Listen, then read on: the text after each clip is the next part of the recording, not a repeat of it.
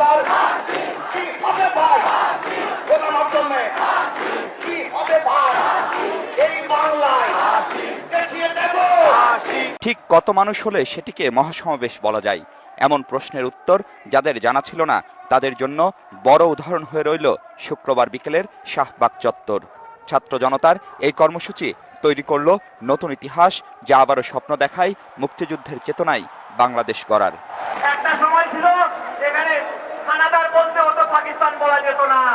টেলিভিশনে রাজাকার কথাটা মানুষের মুখ থেকে বলা যেত না। তখন হুমায়ুন আহমেদ জিয়া পাখির মুখ দিয়ে বলেছিল, তুই রাজাকার। আমি বলবো, তোমরা বলবে হুমায়ুন আহমেদ উপর থেকে দেখছে, হুমায়ুন আহমেদ দেখো কাদের বললা, কাদের বললা, সাইদি সাইদি, টাকা চৌধুরী, টাকা চৌধুরী, কামরুজ্জামান, কামরুজ্জামান। তবে আপসহীন তারুণ্যের সুস্পষ্ট ঘোষণা, আর পিছু হটার সুযোগ নেই। তাই অব্যাহত সংগ্রামের শপথ।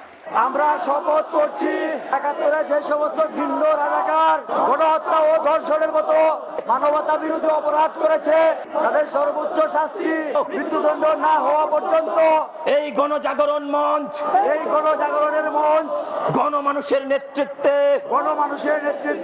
টেকনাফ থেকে তেতুলিয়া আন্দোলন চালিয়ে যাবে। টেকনাফ থেকে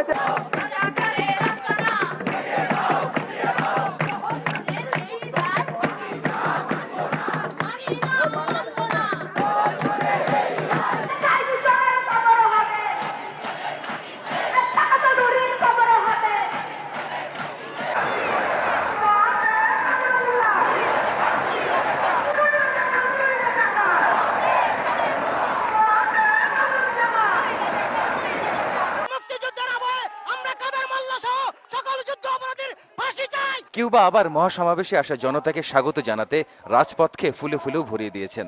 পাশাপাশি চলছে বিশাল কলেবরে ফাঁসির দাবিতে গণস্বাক্ষর সংগ্রহ। মনের অব্যক্ত কথাগুলি অক্ষরের ব্যঞ্জনায় ভাষা দিয়েছেন এখানে আসা অনেকেই। যে আমি যুদ্ধাপরাধীদের ফাঁসি চাই।